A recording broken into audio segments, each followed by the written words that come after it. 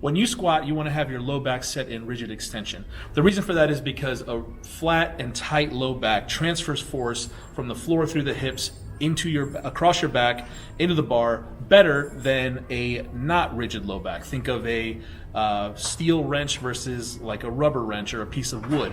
So you want to have your low back as tight as you can get it. Now, there's a common misunderstanding in what a extended low back looks or feels like.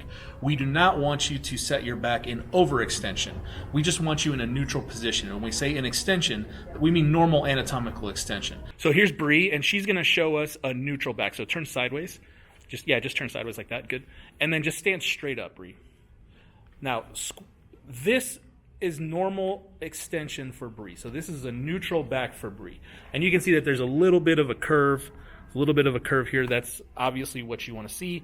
And then if I tell her to squeeze her abs, squeeze your abs, now that position is locked. So squeeze your abs and squeeze your whole trunk.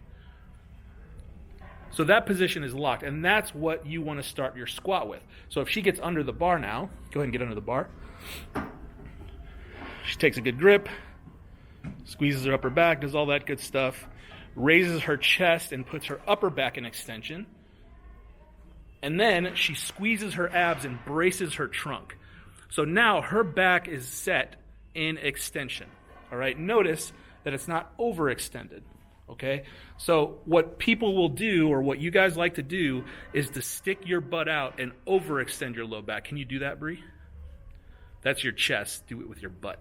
There we go. All right, relax and do it again. Okay, watch that from the back. Relax. Do it one more time.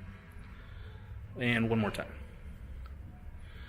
So that is Bree setting her back in overextension. Do that. Relax one more time. Okay, now take a big breath and do that.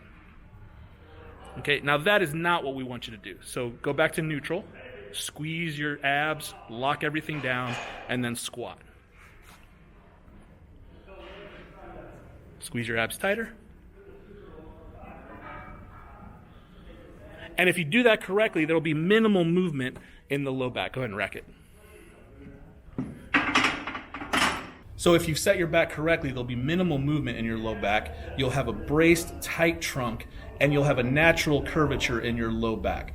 Do not start your squat by sticking your butt out and overextending your low back, because if you're going to hit depth, what will happen is that the position and the hamstrings will pull your low back into normal extension at the bottom of the squat. And some people call that butt wink, some people call that whatever, but it's not lumbar flexion. It's just your back going from overextension to extension at the bottom. And we don't want that. We don't want any movement out of the low back. We want a nice, tight, rigid trunk all the way down and all the way up. So unrack your squat, take a big breath, squeeze your abs, brace, hold your low back in extension, and then squat.